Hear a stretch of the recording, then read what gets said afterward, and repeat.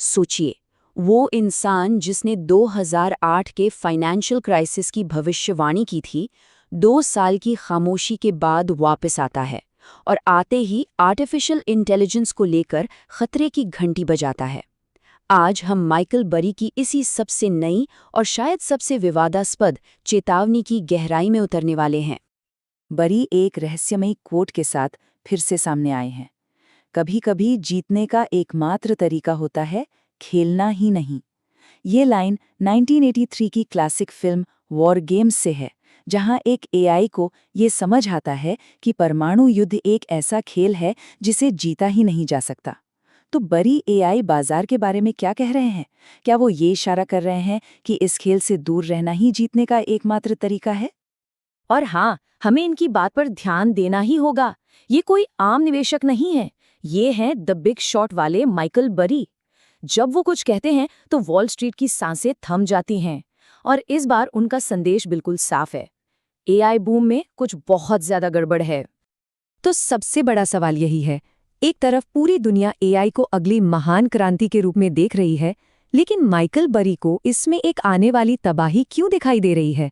चलिए उनके तर्कों को समझते हैं और देखते हैं कि क्या वो सच में कुछ ऐसा देख रहे हैं जो बाकी सबकी नज़रों से ओझल है। तो बरी ने ये चेतावनी दी कैसे?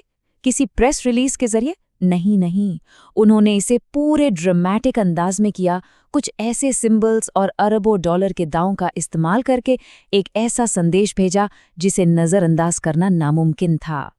सबसे पहले उन्होंने अपना नाम बदलकर कैसेंड्रा रख लिया, वो पौराणिक भविष्यवक्ता जिसकी सच्ची भविष्यवाणियों पर किसी ने कभी विश्वास नहीं किया।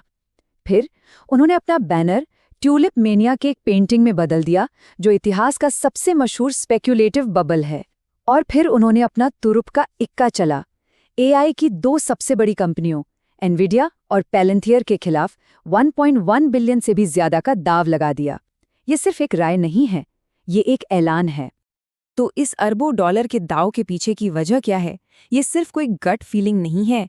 बरी 2 बहुत ही स्पेसिफिक आरोपों की ओर इशारा कर रहे हैं, जो उनके हिसाब से ये साबित करते हैं कि एआई बूम सिर्फ धुएं और आईने का खेल है। उनका पहला आरोप है क्रिएटिव अकाउंटिंग। अब इसे आसान भाषा में समझिए। मान लीजिए कोई एक ऐसी कार खरीदता है जिसके बारे में पता है कि वो 3 साल ही चलेगी, लेकिन अपने हिसाब किताब में ये दिखाए कि वो 6 साल चलेगी। तो इससे हर साल की लागत कम दिखेगी, है ना? कागज पर सब कुछ बहुत अच्छा दिखेगा, लेकिन ये हकीकत नहीं होगी। बरी का कहना है कि बड़ी टेक कंपनियां अपने एआई सर्वर के साथ बिल्कुल यही कर रही हैं और अपने मुनाफे को बनावटी तरीके से बढ़ा रही हैं।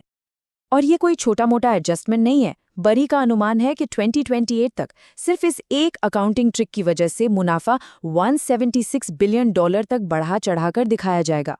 ये एक हैरान कर देने वाली संख्या है, जो पूरे बाजार को गुमराह करने और निवेशकों को ये सोचने पर मजबूर करने के लिए काफी है कि ये कंपनियां असल में जितनी हैं उससे कहीं ज्यादा प्रॉफिटेबल हैं।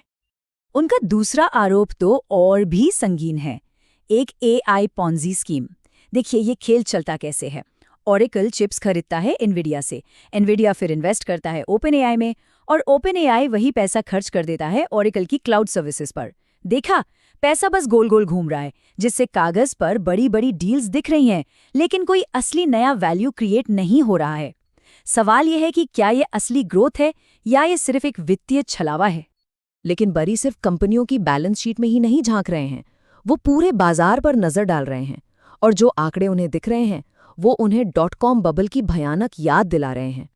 मिसाल के तौर पर बफेट इंडिकेटर को ही ले लीजिए। इसे आप बाजार के बुखार को नापने वाला थर्मामीटर समझ सकते हैं। ये शेयर बाजार की कुल कीमत की तुलना पूरी अर्थव्यवस्था से करता है। .com बबल के चरम पर ये 138% पर था, जो कि बहुत ज्यादा था, और आज ये 220% पर है। मतलब हम बिल्कुल अनचार्टेड टेरिटरी में हैं। और फिर आता है शिलर पीई रेशो। ये बताता है कि निवेशक भविष्य की कमाई को लेकर कितने ज्यादा ऑप्टिमिस्टिक हैं, या कह सकते हैं कितने ज्यादा भ्रम में हैं। ये .com के टाइम 44 के ऑल टाइम हाई पर पहुंच गया था। आज हम 41 पर खड़े हैं, जो हिस्टोरिकल एवरेज 17 से दुगने से भी ज्यादा है। बाजार मानो ये मानकर चल रहा है कि कुछ भी गलत हो ही नहीं सकता, एक ऐसा दाव जो ऐतिहासिक रूप से बहुत बुरा साबित होता है। लेकिन शायद सबसे डराने वाला सबूत ये चार्ट है। एक तरफ है सिस्को, 2000 के क्रैश से ठीक पहले, इंटरनेट बूम का बादशाह, और दूसरी तरफ है आज का एनवीडिया, एआई बूम का बादशाह। दोनों में जो समानताएं हैं वो इतनी ज्यादा हैं कि नजरअंदाज करना मुश्किल है, और ये बहुत ही बेचैन करने वाला सवाल खड़ा करता है, क्या इतिहास खुद को दोहराने वाला है? अब जाहिर सी बात है, जब आप एआई इंडस्ट्री के इतने बड़े नामों पर हमला करेंगे तो वो चुप तो नहीं बैठेंगे, और हुआ भी बिल्कुल यही। पैलेंटियर के सीईओ एलेक्स कार्प ने कोई कसर नहीं छोड़ी। उन्होंने बरी के इस दाव को सरासर पागलपन बताया और तर्क दिया कि एआई क्रांति असली है और बरी दरअसल भविष्य के खिलाफ दांव लगा रही हैं। ये एक जोरदार जवाब था, लेकिन क्या नंबर इसका समर्थन करते हैं? चलिए जरा नंबर देखते हैं। एप्पल और माइक्रोसॉफ्ट जैसी बड़ी कंपनियों का पीई रेशियो 30 के आसपास है।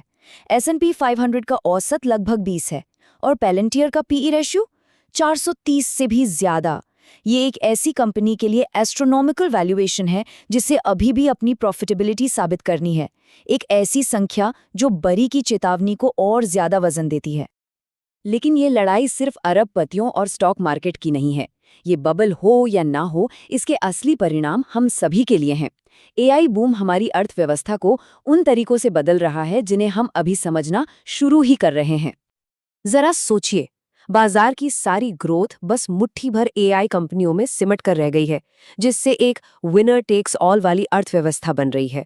इस बीच व्हाइट कॉलर जॉब्स, जो कभी सबसे सुरक्षित मानी जाती थीं, अब ऑटोमेशन की वजह से गायब हो रही हैं, जिससे युवा बेरोजगारी बढ़ रही है। और इन सारे एआई डेटा सेंटर्स को चलाने के लिए जो बिजली लग रही है, उसका बिल कौन भर रहा है? हम सब। ये एक ऐसा बुलबुला है जिसके रियल वर्ल्ड में नतीजे हैं, चाहे वो फूटे या नहीं। तो ये सब हमें एक बुनियादी सवाल पर ले आता है, ये जो कुछ भी हो रहा है, ये एक सच्ची तकनीकी क्रांति है या फिर इतिहास का सबसे बड़ा हाइप? इस वक्त मार्केट दो बहुत मजबूत कहानियों के बीच फंसा हुआ है। एक कहानी एक एआई यूटोपिया का वादा करती है, एक ऐसी दुनिया का जहां प्रोडक्टिविटी आसमान छुएगी और इंसानी जिंदगी बेहतर होगी। और दूसरी कहानी एक बहुत बुरे अंत की चेतावनी देती है, एक ऐसे सट्टेबाजी के उन्माद की जो लाखों निवेशकों को बर्बाद कर सकता है। और यही वो $1 मिलियन का सवाल है। इतिहास हमें सिखाता है कि दोनों बातें सच हो सकती हैं।